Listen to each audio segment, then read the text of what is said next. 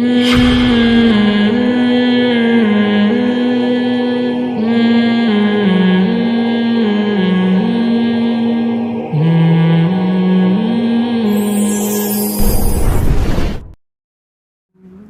سمجھ لیں، یہ جو آج ہم نے سورہ اعراف پڑھی ہے، اس میں جو پیغمبروں کے واقعات آئے تو کہیں بھی نہیں ہے کہ پیغمبروں نے قوم کو جا کے سمجھایا ہو کہ دیکھو تم اللہ کی نافرمانی چھوڑ دو، نہیں چھوڑتے تو کوئی بات نہیں، اللہ بہت غفور اور رحیم ہے. یہ کہیں بھی نہیں ہے. کئی واقعات پڑھے، میں انشاءاللہ بھی پڑھتا ہوں اس کو، کہیں بھی نہیں.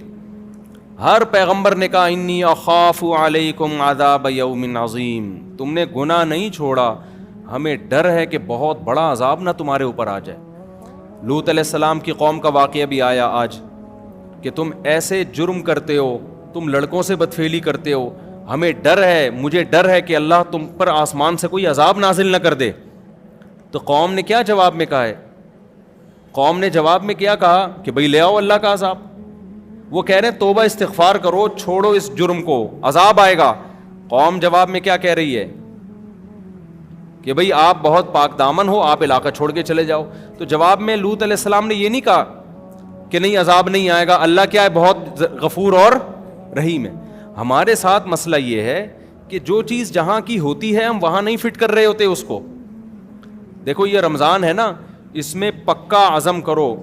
قرآن الحمد سے لے کے والناس تک ایک ہی بات کرتا ہے، اپنا عقیدہ درست کر لو اور اپنا عمل درست کر لو اور اللہ کی طرف آ جاؤ.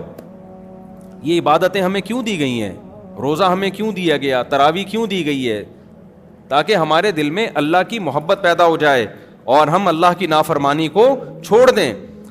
جتنی ڈسکشن پیغمبروں کی قوموں کے ساتھ ہوئی ہے وہ ساری آج کے حالات پہ منطبق ہوتی ہے. وہ سمجھا رہے ہیں گناہ چھوڑو، گناہ چھوڑو، گناہ چھوڑو ورنہ عذاب آئے گا، عذاب آئے گا، عذاب آئے گا. اور آج آپ دیکھو جب کسی سے بات کرو گناہ چھوڑو عذاب آئے گا، وہ کہے گا بھئی اللہ غفور رحیم ہے، اللہ معاف کرنے والا ہے، تو کون ہوتا ہے؟ فوراً جواب میں کیا کہے گا؟ تو کون ہوتا ہے بھائی بات کرنے والا؟ اللہ ہے، میں جانوں، اللہ جانے، تو کون ہوتا ہے؟ بہت خطرناک جملہ ہے، بہت ڈینجرس جملہ ہے. ڈرنا چاہیے ایسے موقع پہ. تو اللہ نے جو کہا نا کہ میں غفور الرحیم ہوں، کن لوگوں کے لیے کہا؟ وَمَن يَعْمَلْ سُوءًا أَوْ يَظْلِمْ نَفْسَهُ. قرآن کہتا ہے جو بھی گناہ کر بیٹھے گا یا اور کسی طرح سے اپنی جان پہ ظلم کر بیٹھے گا، ثُمَّ يَسْتَغْفِرِ اللَّهَ. اب اس کو خیال آ گیا کہ میں نے غلط کیا ہے. اب اس کو خیال ہو گیا، کیا ہوا؟ بولے نا میں نے غلط کیا، مجھ سے مسٹیک ہو گئی ہے. بھائی یہ تو اس کی سزا کیا ہے؟ جہنم کی آگ. یہ خیال نہیں ہے کہ کوئی بات نہیں، اللہ تو غفور رحیم ہے، چلو یار چلتا ہے، ابھی تھوڑا ڈیلے کر دیتے ہیں، ابھی تو جوان ہے، جب بڑھاپے میں تو ویسے ہی سب کچھ چھوٹ جاتا ہے.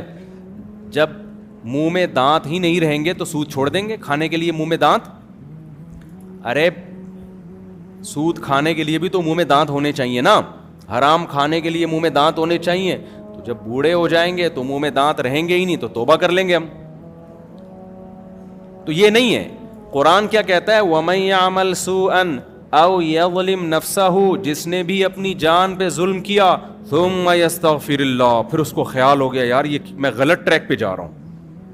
زنا کا راستہ صحیح راستہ ہے یا غلط راستہ ہے؟ بتاؤ.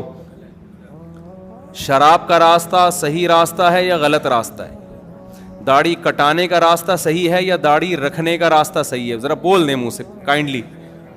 رکھنے کا، یہ اللہ کے نبی کا حکم ہے بھائی. ماں باپ کی نافرمانی، ان کے سامنے بد کلامی کا راستہ صحیح ہے یا ماں باپ کے سامنے سر جھکانا، ان کے سامنے اف نہ کرنا، یہ راستہ صحیح ہے؟ ان کی فرما برداری والا راستہ صحیح. عورت کا اپنے شوہر کی نافرمانی والا راستہ کہ میرے وہی رائٹ ہیں جو آپ کے، آپ کون ہوتے ہو مجھ پر اونچی آواز سے بات کرنے والے، میں کیوں مانوں، میری اپنی لائف، آپ کی اپنی لائف، یہ والا راستہ صحیح ہے؟ یا عورت کہے کہ آپ میرے شوہر ہیں، میرے سر کے تاج ہیں، میں آپ کے ماتحت ہوں، میں آپ کی فرما برداری میں عزت اور فخر محسوس کرتی ہوں، یہ والا صحیح ہے؟ بتاؤ نا. خواتین جو بیان سن رہی ہیں کائنڈلی وہ بھی بولیں منہ سے. یورپ جو ہمیں راستہ سکھا رہا ہے، جو لبرل لوگ ہمیں راستہ سکھا رہے ہیں، وہ مرد اور عورت کی مساوات کا، بغاوت کا راستہ. ابھی میں سعودی عرب میں تھا، ایک صاحب نے مجھے واقعہ سنایا کہ میری بیگم نے مجھے کہا کہ مجھے جاب کرنی ہے. میں نے کہا تمہیں ضرورت کیا ہے بھائی جاب کرنے کی, سارے خرچے میں اٹھا رہا ہوں, کوئی کمی ہو تو بتاؤ. اس نے کہا نہیں, میری پرسنل لائف, انگلش تو اب سب کو آ گئی ہے, میری پرسنل لائف ہے, آپ کون ہوتے ہو مجھے روکنے والے. کہہ رہے ہم نے کہا بھائی میں نہیں, آپ کو کہیں جانا ہے تو بتائیے کیا ضرورت, کس چیز کی ضرورت ہے. نہیں جی بس مجھے یہی ہے کہ میں نے جاب کرنی ہے, میں اس گھٹن کے ماحول میں نہیں رہ سکتی. گھر کے ماحول کو کیا کہا جانے لگا ہے, گھٹن کا ماحول. گھٹن گھر میں نہیں ہوتی, جیل میں ہوتی ہے, گھر جیل نہیں ہے. دیکھو قرآن میں اللہ نے عورت جو پاک دامن عورتیں ہیں ان کے لیے محصنات کا لفظ استعمال کیا, مقیدات کا لفظ استعمال نہیں کیا. بہت اہم پوائنٹ کی بات ہے نوٹ کرنے کی. یہ آج پہلا بیان ہے نا, اس کو تمہیز سمجھیں آپ آگے کے بیانات کی. پہلے ہی سمجھ میں نہیں آئے گا تو آگے کچھ نہیں سمجھ میں نہیں آئے گا. پہلا سمجھ میں آئے گا تو آپ کو پتا ہے کہ میں نے کس ٹریک پہ چلنا ہے, آگے قرآن سے میں نے کیا سیکھنا ہے. اللہ میاں نے عورت کے لیے قرآن میں جو پاک دامن عورتیں ہیں محصنات, محصنات, شادی شدہ عورتوں کے لیے بھی محصنات, یہ لفظ نکلا ہے حصن سے. حصن کہتے ہیں قلعے کو. حصن کسے کہتے ہیں, قلعے کو. قلعہ کسے کہتے ہیں, اب یہی نہیں پتا ہوگا. قلعہ کہتے ہیں جہاں فوجیوں کی چھاونی ہو دشمن کے اٹیک سے بچنے کے لیے, اسے کہا جاتا ہے نا. اس میں آرمی باؤنڈ ہوتی ہے, فوج بند ہوتی ہے اس کے اندر, تاکہ باہر سے کوئی دشمن حملہ کرے تو ہم اس حملے کو روک سکیں. قلعے کی دیواریں اتنی موٹی ہوتی تھیں کہ وہ باہر سے توپ سے بھی حفاظت, تیر اور تلواروں سے بھی حفاظت, اور اس میں ضرورات زندگی کا سارا سامان قلعے کے اندر موجود ہوتا ہے. اس میں وہ باؤنڈ ہوتے ہیں, بند ہوتے ہیں. ایک ہوتا ہے جیل, جیل کے اندر بھی لوگ بند ہوتے ہیں. کیا خیال ہے بھائی, جیل کے اندر بھی بند ہوتے ہیں اور قلعے کے اندر بھی بند ہوتے ہیں. کھانا جیل کے اندر بھی ملتا ہے, قلعے کے اندر بھی ملتا ہے.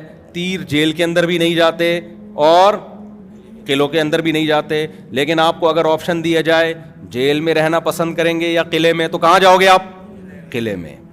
کیوں؟ آپ کو پتا ہے جیل وہ چیز ہے جس میں بطور سزا کے بند کیا جاتا ہے. جو تیر پھینک رہا تھا نا اس کو پکڑ کے لا کے اندر کر دیا جاتا ہے اپنی حفاظت کے لیے. اور جو قلعے میں ہوتا ہے وہ سیو ہوتا ہے. تو حصن, ہا صاد اور نون, حلوے والی ہا, صاد وہ یہ والا صاد, اور کیا ہے آخر میں نون. تو محسن, محسن اسے کہا جاتا ہے جو قلعے میں سیو ہو, محفوظ ہو. قلعے میں لوگ محفوظ ہوتے ہیں, قید نہیں ہوتے. کیونکہ قلعہ تو ہم خود بناتے ہیں, تو کوئی انسان پاگل ہے اپنے آپ کو قید کرنے کے لیے قلعہ بنائے گا؟ جیل دوسروں کے لیے بنائے جاتے ہیں, اپنے لیے نہیں بنائے جاتے. قلعے اپنے لیے بنائے جاتے ہیں, دشمنوں کے لیے نہیں بنائے جاتے. تو اللہ نے وہ عورت جو پاک دامن ہے, شادی شدہ ہے, اس کے لیے محصنات کا لفظ استعمال کیا. محصنات کا مطلب جو قلعے میں محفوظ ہوتی ہے, شوہر کی حفاظت اور گھر کی چار دیواری کی حفاظت. اس حفاظت کو آج مغربی دنیا نے جیل خانے سے تعبیر کر دیا. کس سے تعبیر کر دی؟ یہ قید ہے. گھر میں کیا ہے؟ یہ عورت قید ہے, شوہر کی پابند ہے تو گویا قید ہے, غلام ہے. یہ قید نہیں ہے, یہ کیا ہے؟ بول تو لو کیا ہو گیا بھائی؟ محفوظ ہے. گھر قید خانہ نہیں ہے, عورت کے لیے حفاظت خانہ ہے. اپنے گھر میں کون قید ہوتا ہے؟ پاگل ہے کیا؟ ابے بھائی جب انسان سفر سے آتا ہے, آپ بولو گے پہلا بیان ہی ابے تبے سے شروع کر دیا. تو مجھے ایک بات بتاؤ نا, جب ہم سفر سے آتے ہیں گھر کی طرف بھاگتے ہیں نا, اگر وہ قید خانہ ہوتا تو سفر سے تو انسان کو تھکاوٹ ہوتی ہے, وہ گھر کیوں بھاگتا ہے؟ ہونا ہی چاہیے پارک میں جائے وہ. اب میں آیا جناب اتنے دن کے بعد, تو میں مجھے چاہیے فوراً, میں اعلیٰ دین پارک ہے کون سا ہے وہ, میں اترتے ہی جا ایئرپورٹ پہ میں فوراً کہاں جا رہا ہوں؟ اعلیٰ دین پارک میں, بی اما پارک میں جا رہا ہوں. یہاں بی اما پارک بھی ہے, یا اور کسی پارک میں جا رہا ہوں. تو لوگ کہیں گے مولوی صاحب ہو کیا گیا؟ میں کہوں گا گھر چار دیواری, قید. یہ پارک کھلا ڈلا, کھلا آسمان, کوے, جو مرضی کرو. تو وہ کہیں گے بھائی آپ کا گھر میں آپ جو مرضی کرو یار, یہاں مولوی صاحب ایسے لیٹو گے, کوئی تصویر بنا کے ڈال دیں. یہاں قمیض اتار کے نہیں بیٹھ سکتے آپ. گھر جتنا محفوظ ہے مرد کے لیے بھی اور عورت کے لیے بھی, اتنی کوئی جگہ محفوظ نہیں ہے. تو اسلام نے عورت کو جو گھر کی چار دیواری میں بند کیا ہے, تو یہ بند کرنا اس کو قید میں ڈالنے کے لیے نہیں, بلکہ اس کو حفاظت خانہ دینے کے لیے, تاکہ وہ کیا ہو جائے, محفوظ. اور شوہر کی اطاعت اور فرما برداری پہ اس لیے لگا دیا کہ مرد طاقتور ہے, جب عورت میاں کی فرما برداری کرے گی تو میاں پھر اس کے لیے جان دینے کے لیے بھی تیار ہوگا, اس کی حفاظت کرے گا, وہ پھر اس کے تمام ضرورتیں پوری کرے گا, اس کی اولاد کی کفالت کرے گا, اس کی عزت بھی محفوظ,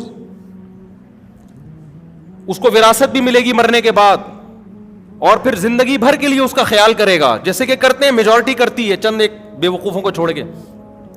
تو میں جلدی سے بات کو کمپلیٹ کرتا ہوں. جو رمضان میں ہم نے سیکھنا ہے میں وہ باتیں بتا رہا ہوں, میرے پورے بیان اسی پر ہوں گے, پھر نہیں بولنا مولوی صاحب کو ہو کیا گیا ہے. اگر میں آپ کی مرضی کی باتیں کرنے کے لیے آیا ہوں تو پھر بھائی جو پھر مجھے لکھ کے دے دو, میں پڑھ کے سنا دوں گا. اور اگر میں وہ باتیں کروانا چاہ رہا ہوں جو قرآن کروا رہا ہے, اور انشاءاللہ یہ ساری باتیں قرآن میں آئیں گی, میری اپنی طرف سے کوئی بات نہیں ہے.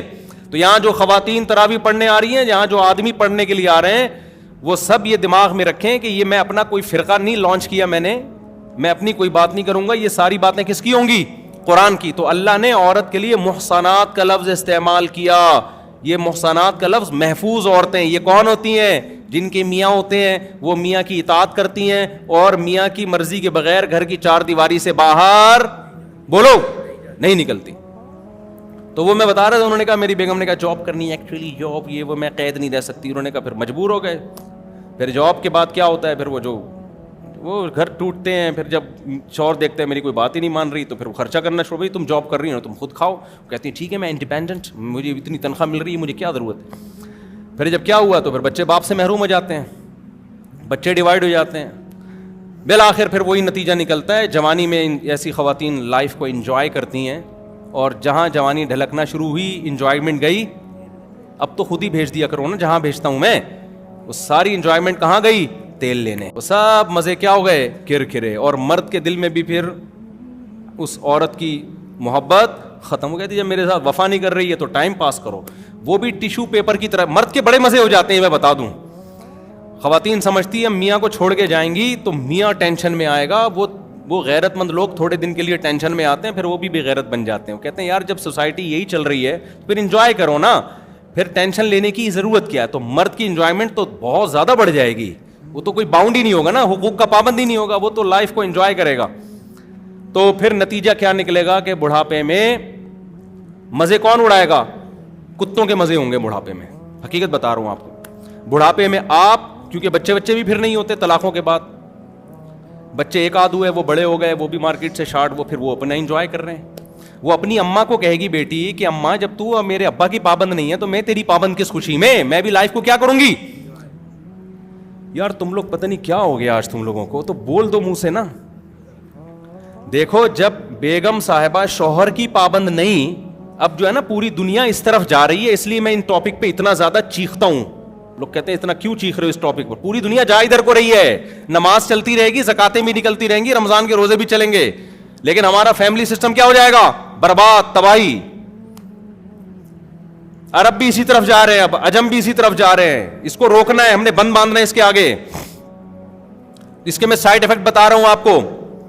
تو پھر کیا ہوگا, اماں نے جب ابا کو چھوڑا, بچوں کے ابا کو, تو پھر بیٹیاں کیا کہیں گی, اماں جب آپ ہمارے ابا کی نہیں ہو تو ہم بھی کس کے نہیں ہیں, آپ کے نہیں ہو. تو پھر بڑا چھوٹا تھوڑی ہوتا ہے کوئی, پھر تو انڈیپینڈنٹ ہے نا. تو میں جا رہی ہوں, اپنی گرل فرینڈ میرا آیا ہوا ہے گاڑی لے کے, اماں ٹاٹا. ماں کہے گی بیٹا مجھ سے پوچھ تو صحیح. وہ کہے گی اماں آپ نے ابا سے پوچھا تھا, نہیں یاری بات سمجھ میں, بولو نا. اگر یہ وفا کر لیتی نا اپنے میاں کے ساتھ, آج اس کے دفاع میں کون کھڑا ہوتا, باپ کھڑا ہوتا. مرد ویسے بھی پاورفل ہے, وہ کھڑا ہوتا, وہ نہیں جانے دیتا. خیر بہرحال وہ جائے گی, پھر آگے اس کا بھی یہی حشر ہوگا. تو بڑھاپے میں پھر کوئی کسی کا نہیں ہوگا, کیونکہ جب آپ جوانی میں وفا کرتے ہیں تو بڑھاپے میں وفا ملتی ہے. جوانی میں بے وفائی تو بڑھاپے میں بھی کیا, بے وفائی. پھر بڑھاپے میں جب 40-45 سال, بڑھاپا یہ نہیں کہ 80 سال والا بڑھاپا, تھوڑے دن ہوتے ہیں جوانی کے ڈھلکنے کے.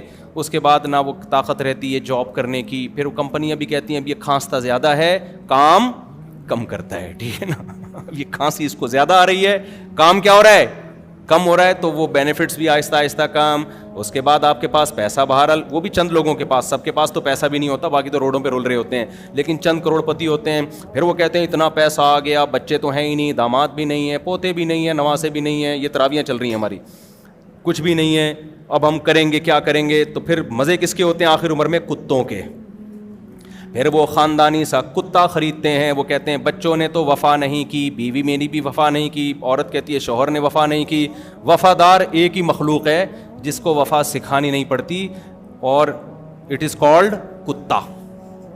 وہ قدرت نے اس میں وفا کے سافٹ ویئر انسٹال کر دیے, کیونکہ انہوں نے تو وفا کی نہیں. کتے کو دیکھتے ہیں کہ یار بچے کو کھانا کھلایا تھا ہم نے بچپن میں, اسکول کی فیسیں بھری تھی, اس کی گرل فرینڈ ملی ٹاٹا کر کے چلا گیا. بیٹی کو ہم نے کھلا پلا کے جوان کیا, خوب پڑھایا لکھایا, محبتیں دی, بچپن میں پارکوں میں لے کے گئے, جھولوں میں گھمایا, پیمپر کا خرچہ, اس تعلیم کا خرچہ, بچی کی شادی کی ٹینشن, برین ہیمریج سے ابا مر گئے یا مرتے مرتے بچ گئے, یہ بڑی ٹینشنیں اٹھائیں. لیکن جناب آج تو بھائی یہ ٹاٹا کر کے نکل جاتی ہے, صحیح ہے نا. تو انہوں نے دیکھا ہم نے کتے پہ ان انسانوں پہ اتنا خرچ کیا, رپلائی اس کا جو رسپانس تھا کچھ بھی نہیں تھا, اس کا آؤٹ پٹ کچھ بھی نہیں تھا. کتے کو ایک نوالا تو وہ لیٹ جائے گا آ کے, وہ کلابازیاں کھانا شروع کر دے گا, ایسا چاٹنا شروع کرے گا, آپ کہو گے یار کتا کیا ہے, بہترین مخلوق ہے. پتہ نہیں یہ مولوی لوگ کتوں کے اتنا خلاف کیوں ہیں. لہذا مزے کس کے ہوں گے آخر عمر میں؟ کتوں کے مزے ہوں گے. ان کو کھلایا جائے گا. ایک بڈھے نے بھی کتا پالا ہوا ہوگا, ایک بڑھیا نے بھی کیا پالا ہوا ہوگا؟ کتا. پھر وہ کتا بیٹھ کے باتیں بھی کرے گا ان سے, دم بھی ہلائے گا, پھر وہ اس کو لے کے گلیوں میں گھومیں گے بھی. آپ کو پتہ ہے کتے کو لے کے گھومنا آسان نہیں ہے. میں نے بہت لوگ دیکھے جو کتوں کو لے کے گھوم رہے ہوتے ہیں, وہ کہہ تو رہے ہوتے ہیں کتے کو ہم لے کے گھوم رہے ہیں, لیکن اصل میں کتا ان کو لے کے گھوم رہا ہوتا ہے. کیونکہ جب آپ گائے بکری ہے نا, یہ پل جاتے ہیں, یہ آرام جہاں جہاں بولو گے جائیں گے. کتے میں یہ ہوتا ہے کہ جب آپ اس کی رسی پکڑتے ہو نا, وہ کبھی ادھر جا رہا ہے کبھی ادھر, ایسے کھینچ رہے ہوتے ہیں, ٹینشن. بہت سے لوگ میں نے دیکھے ہیں یورپ میں بھی اور ایسے ماڈرن لوگوں میں نا, کہ کتوں کو واکنگ پہ لے کے نکلتے ہیں. میں کہتا ہوں یار یہ تو کتا تمہیں لے کے نکلا ہوا ہے, وہ کتا قابو میں نہیں آتا ہے. آپ تمیز سے واکنگ نہیں کر سکتے ہو, حقیقت بتا رہا ہوں, جا کے دیکھ لو. کبھی ادھر جا رہا ہے کبھی ادھر جا رہا ہے, کبھی ادھر سے پکڑ کے کھینچ رہے ہیں, کبھی ادھر سے پکڑ کے کھینچ رہے ہیں. تو ٹینشن تو ساری تمہاری, یہ کیسی واکنگ ہو رہی ہے یار. تو یہ نیچر سے بغاوت کے نتائج دیکھ رہے ہو, نہیں دیکھ رہے نا, کر لو جو کرنا ہے کر لو, آپ اپنی منمانی زندگی گزارو. خدا کی قسم اسلام پہ آ جاؤ. مجھے اتنا یہ جب قرآن رمضان میں تو قرآن زیادہ سننے کا پڑھنے کا موقع ملتا ہے, اتنا خوشی ہوتی ہے خدا کی قسم اتنی, یا اللہ تو نے ہمیں کیسی کتاب دے دی, کتنی پیاری کتاب دے دی. ایسے دو اور دو چار کی طرح اس نے ہمارے لیے زندگی متعین کر دی, ایسے چلنا ہے, ایسے نہیں چلنا جیسے لوگ کہہ رہے ہیں. کتنا فائدہ, ذہنی سکون بھی. دیکھو گناہ ایک ایسی چیز ہے, برائی ایک ایسی چیز ہے. میں پہلے وہ ٹاپک کمپلیٹ کر لوں. تو صحیح راستہ اور غلط راستہ, تو عورت کے لیے کیا ہے, شوہر کی نافرمانی والا راستہ ہے یا فرما برداری والا؟